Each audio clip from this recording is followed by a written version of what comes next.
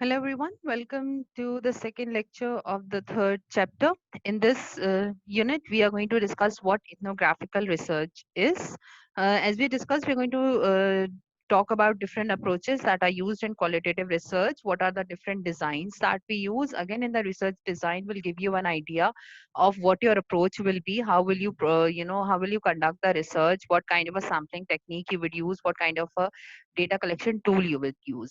Your approaches makes it very clear about your tools and about your samplings as well. It is not a hard and fast rule, but they give you an idea about how you would be able to what kind of a sampling you will use and what kind of a data collection tool you will use. So in this lecture, we will talk about what ethnographical research is, what are their types, what is the procedure, and what are the challenges. So if we talk about ethnographical research, in ethnographical research, we are basically studying the culture of a certain group of people. What do they believe in? What are their behaviors? What is their language? We understand how do they live? What are the procedures that they follow? And then we try to understand them. We try to analyze them. So to do that, we need to be involved in their daily lives. We cannot sit in Pakistan and study the life of people in the West. We need to go to that country. We need to go and live over there. Usually ethnographical research take years. It does not happen in a single day, but nowadays due to technology you might find a lot of ethnographical researches on a certain culture. So before going there you can easily read that, but when you go over there and you want to introduce something, you need to understand that. For example, if you're marketing a product, if you want to open your business in a new country, if you are expanding your business, so you would need to go to that country and understand their workings and their policies, their laws, what kind of a people they are.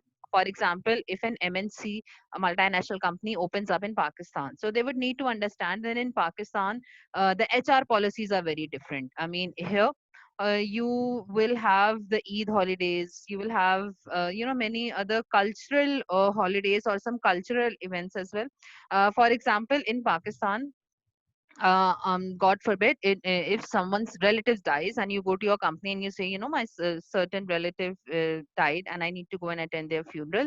So they might, let you go for 2 or 3 days, because in Pakistan, they would understand that in Pakistan, distant relatives are also very close to you. But maybe in the Western countries where they don't have the concept that distant relatives can be very close to you, they might say that, okay, you can go for 1 day or a few hours and then you need to come back. This is just a small example, because the culture plays a very important role in what will be the environment of your company, how will the people accept your products or not. So they need to go for the ethnographical research. In the ethnographical research, we examine the shared patterns. We focus on the entire culture group. This culture group can be small as well. It can be very big as well. Sometimes this ethnographical research can be done on the culture of a certain company as well. Okay, on a very small level.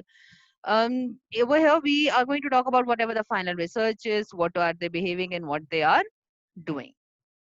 Here in the ethnographical research, it began very early in the 20th century. Usually, before it was done in anthropology or sociology kind of fields, but now we do them in the business as well, because now we are expanding. We are going more towards the global village.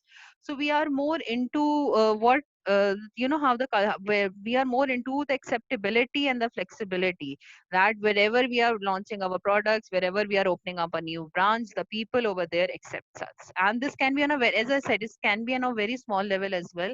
Understanding the culture of your own company, differences between rural and urban areas, differences between provinces, different countries as well. There are basically two types of ethnographical studies. We have realist ethnography and then we have critical ethnography. In a realist ethnography, your approach is more objective. You write it in the third person, you remain in the background, and then you write the details about that particular people. Your approach is only to tell the other people how do their culture works, what do they believe in. You don't get involved personally a lot, but you are only telling them that, okay, this is what they believe in and this is how they work. For example, if you go to the rural areas of Sindh and you understand their life, and you go and you write a report about how their life is, what kind of a food do they eat, how do they live, what are the things that they do. So you will be doing a realist ethnographical research. You are very objective, you are writing it in the third person, but then you need to go there and you need to live over there, and you need to understand, and then you need to interview different people as well. Then comes the critical ethnography. Critical ethnography is the one where we are going to advocate for the rights of the people. Remember, in an interpretive framework, we were talking about that transformative one, that we are trying to give a voice to the people. We are saying that, these people are being marginalized. These people are, not being treated nicely. They are the victims. So you become a voice of them.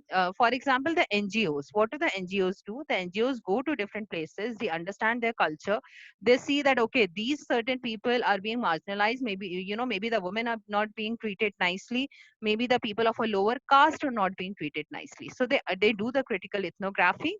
They understand, and they become a voice of those people in their reports, that see the status quo needs to be challenged. The people in power and in control, you are not doing correct with these people. So you do a critical ethnographical research, and then that's what your focus is, to become the voice of those people.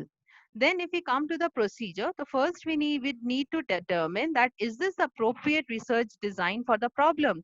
What are we trying to research on? Are we trying to research on a particular group of people who share a culture? I mean, is it true are these the people? And then we need to identify and locate them. Then we need to select different cultural themes. We need to understand that, what are we going to, what is the context of our research. Then we are going to start by examining the people. We can use observation in this design. We can use interviews as well.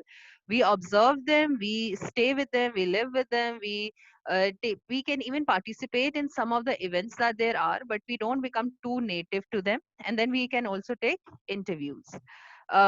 We need to understand that, whether are we just going to write about them, or are we going to advocate for the rights of the people. So whether we are doing a realist ethnographical research or a critical ethnographical research. Then we gather the data from where they live, where they work, where they socialize with each other. But we are going to respect their research side. I mean, we're going to respect the individuals. You cannot expect to go to some group of people and tell them, you see, this is wrong, this is right, you're not doing this correctly. No, you go and you understand. You need to understand them, and then you need to see how they work. You collect data from as many sources. As I said, you can interview them, you can observe them. So these are the two main tools that you are going to use. Then you can even use field notes. You can keep writing data, what you are seeing every day, to record. Then you can even use videos as well. So then you analyze the data.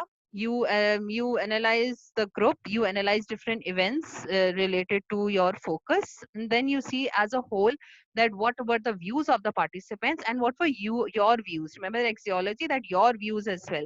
So how did your participants feel about a certain event? How did you feel about the certain event? So your readers will understand both the point of views, that what were the participants saying and what were your experiences, what did you see. But then there are certain challenges as well. The researcher needs to be in the system. You, as I said, you cannot be living in Pakistan and researching about any of the Western countries. You need to go there. You need to spend a lot of time over there. You need to gain the trust of these people, which is very, very important and very difficult as well. You need to record their stories. You need to write their stories. As I said, you need to spend a lot of time over there. You need to be aware that sometimes when you go and you research about a certain culture, you become too native about them, you become too close to them, and then you become native. You are unable to understand what is going on. You need to be very culturally sensitive. As I said, you cannot just go to people and tell them this is right, this is wrong, because you are researching on them. You are not imposing your views on them. So these are some of the challenges as for going native goes.